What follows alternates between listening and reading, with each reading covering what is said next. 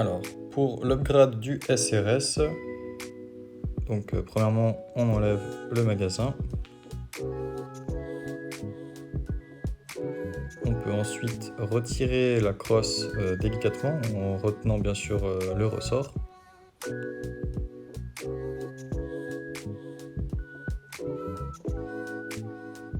Donc la crosse, on peut la mettre de côté pour le moment. Le guide ressort, on peut l'ôter également, ainsi que le ressort. Alors, pas oublier d'enlever le cache-poussière. On appuie sur la gâchette, on sort le système pneumatique, donc le cylindre, le V d'armement et le piston. On peut donc séparer. On peut le laisser de côté. Alors, je vous conseille de prendre un bout de papier, de tissu ou de papier ménage comme ceci et de venir dévisser le cylindre du levier d'armement comme ceci. Alors, sur le coup, c'est pour ma configuration vu que j'ai décidé de mettre un cylindre twisté. Donc si vous gardez le cylindre d'origine, vous n'êtes pas obligé de passer par cette étape. Donc je le laisse de côté.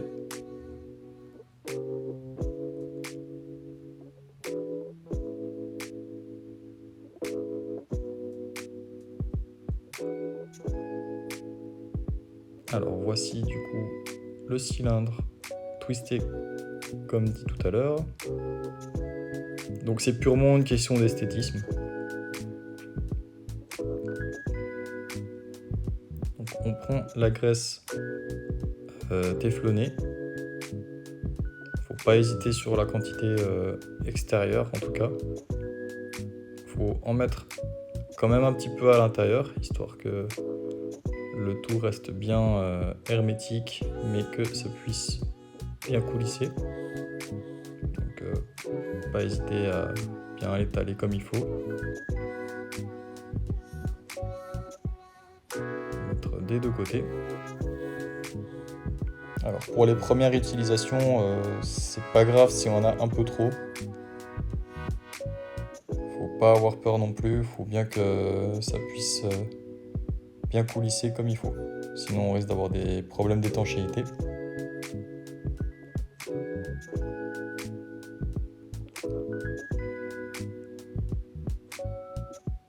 Donc on peut bien en mettre sur le dessus.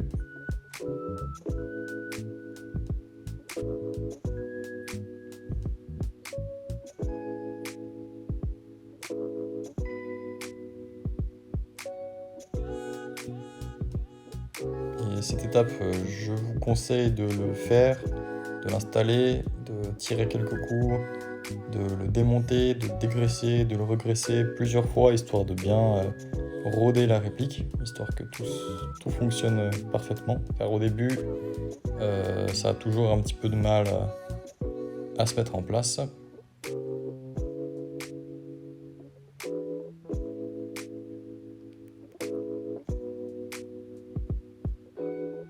Alors on peut du coup nettoyer le levier d'armement.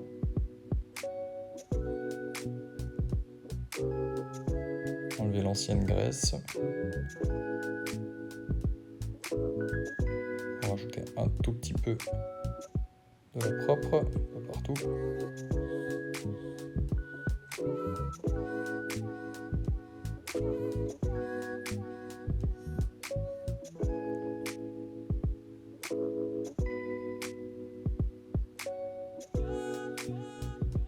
Et on peut ensuite venir visser les deux ensemble.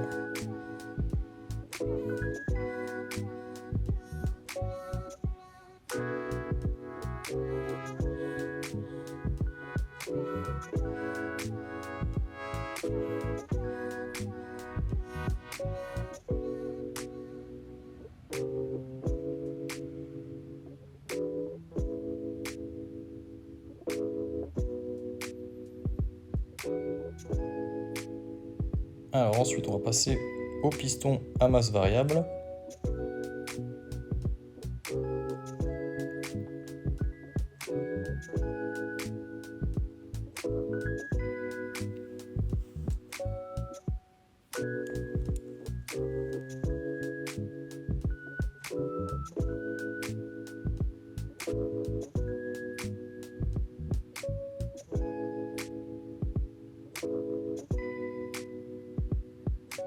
Alors on a donc la base du piston, on a différents poids. Donc on a les poids rouges qui sont en aluminium et les autres qui sont en fonte ou en acier, pardon, je ne sais plus exactement. On a 2 petites tiges métalliques ainsi qu'un petit écrou ou boulon qui nous permet de visser le tout. Et bien sûr, un petit pot de graisse téflonnée. Alors on va d'abord dévisser le bas du piston. Et là, vous insérez les poids un peu comme vous le sentez. Il faut faire plusieurs essais. Alors personnellement, j'ai fait une première combinaison comme on peut voir dans la vidéo, mais j'ai changé par la suite et j'ai du coup mis à l'avant 2 poids en aluminium et à l'arrière 2 poids noirs du coup pour avoir un peu plus de poids à l'arrière.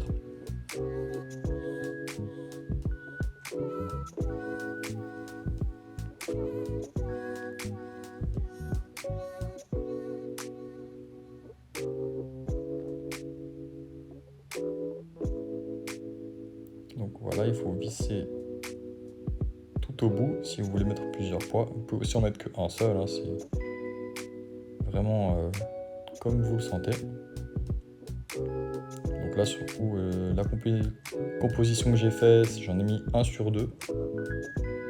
Mais comme dit tout à l'heure, finalement, je n'ai pas été convaincu des résultats que j'avais avec.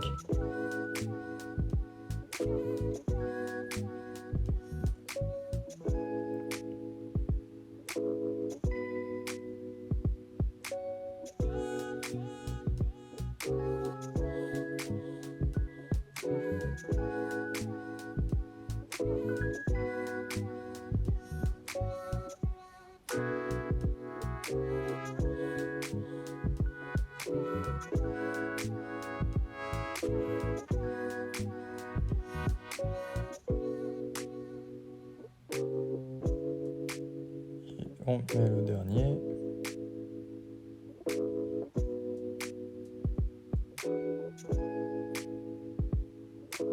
Voilà. Une fois les poids installés, on reprend la base qu'on insère, on vient la serrer. Et là du coup on peut s'aider des outils fournis avec pour venir solidifier le tout.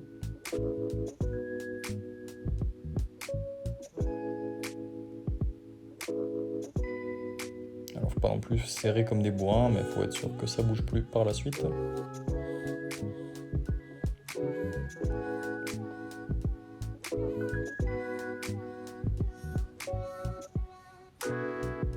Alors, vu que j'ai choisi de mettre une tête de cylindre avec un air brake, j'ai donc retiré celui du piston à masse variable pour ajouter celui-là.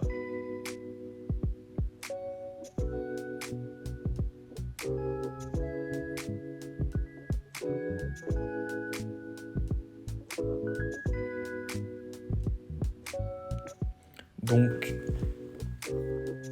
on peut y voir la tête de piston ainsi que 3 petites tiges de tailles différentes. Donc on en a une assez petite, une assez longue et une moyenne. Donc, personnellement, j'ai testé les 3 et la petite n'était pas suffisamment efficace et la grande beaucoup trop longue. Donc celle du milieu, c'était idéal pour moi. Alors il suffit de l'insérer par en dessous.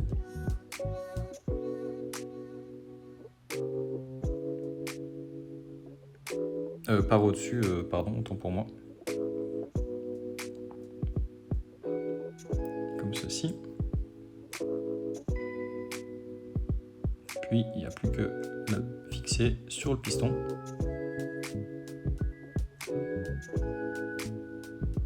Alors ensuite il faudra bien le former pour les premières fois. Alors Je l'ai fait pendant plusieurs minutes, plusieurs jours d'affilée, histoire que ça épouse bien les formes du cylindre. Ensuite, on peut le graisser sur les côtés.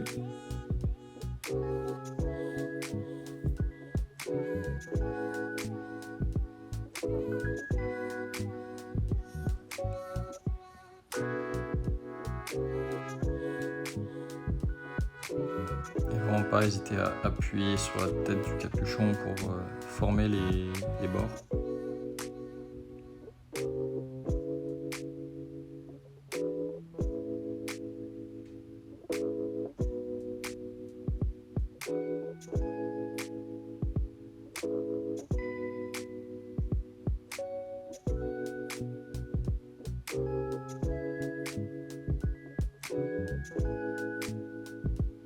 Voilà en comparaison les deux pistons.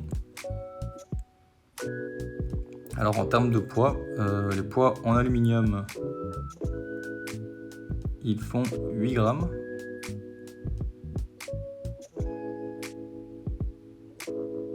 Les autres, un peu plus lourds du coup, 25 grammes.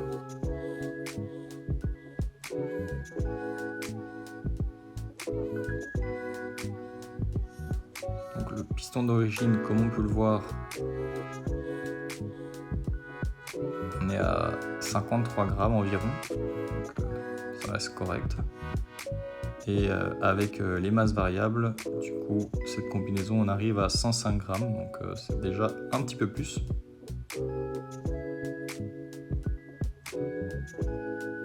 Alors, une fois ça installé, on peut du coup rentrer le piston dans le cylindre.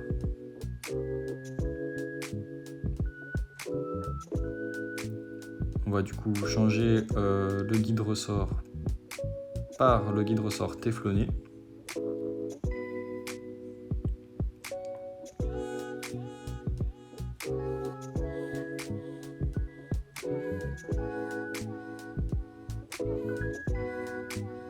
Donc il est un peu plus résistant, plus rigide, et surtout la tête a des joints toriques qui permettent de moins bouger à l'intérieur, de moins faire de bruit de claquage avec le ressort.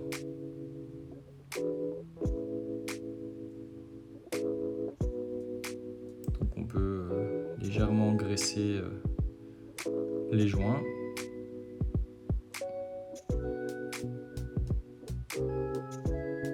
C'est surtout pour qu'ils rentrent plus facilement.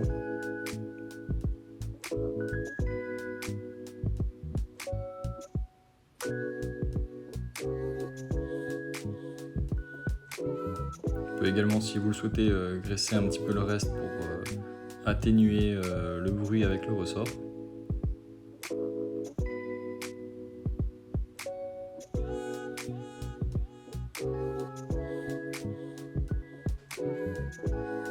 Alors, on va du coup changer la boule du levier de chargement, oui. Donc celle-ci en carbone.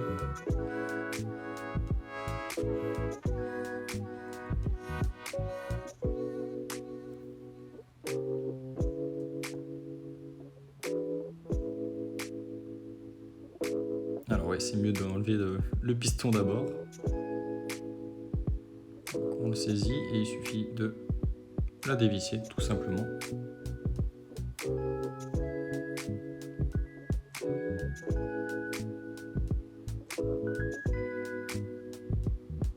Alors gardez-la bien de côté. Et revissons du coup la nouvelle tout simplement.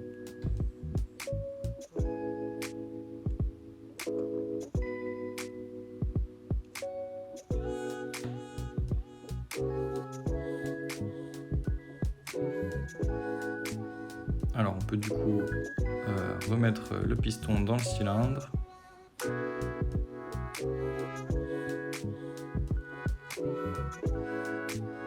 Alors on le rentre simplement dans la réplique comme le piston et le cylindre d'origine, donc en appuyant sur la gâchette.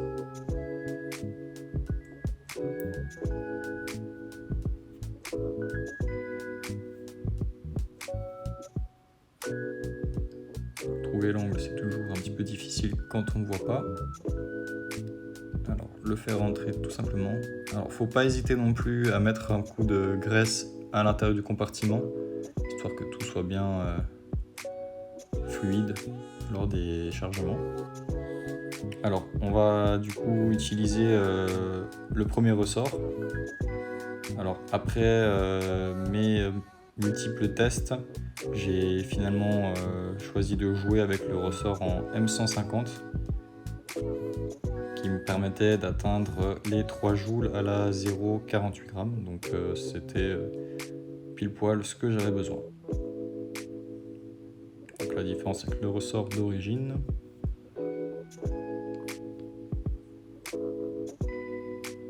Alors on l'insère simplement à l'intérieur.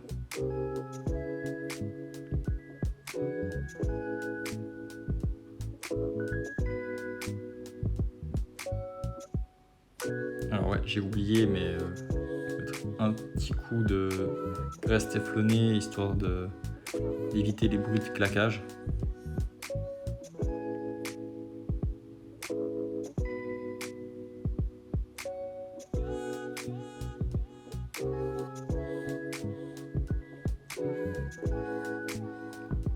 Donc on met bien tout le long. Voilà. Un petit coup du coup sur la tige du guide ressort.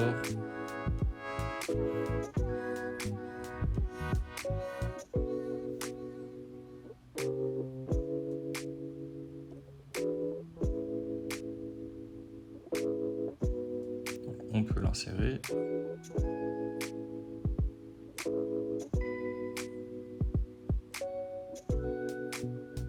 Le guide ressort avec. Alors, vu la puissance du ressort qui n'est pas la même que celui d'origine, c'est un peu plus compliqué de le faire rentrer avec la crosse. Donc c'est encore une fois un coup à prendre, mais bien faire attention à ne pas le laisser gicler et de risquer de perdre une dent, ça serait bête. Même concept, on essaie de le faire glisser à l'intérieur, on le coince. Et on vient ensuite avec la crosse le rejoindre. Donc on va toujours appuyer sur la gâchette pour le laisser rentrer.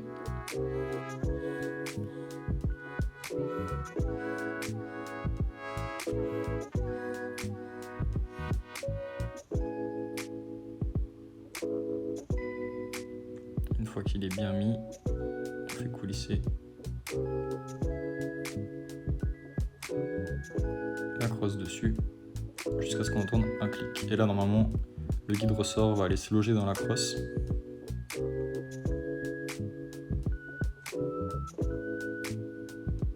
Bon, évidemment ne pas oublier de mettre le cache-poussière avant. Là je ne l'ai pas monté histoire qu'on puisse voir le mouvement à l'intérieur avec le nouveau piston. On peut le voir comme ceci. Alors sur le cache-poussière, il y a un petit trou qui sert de témoin d'armement, donc vu que le piston est rouge, ça permet de le voir.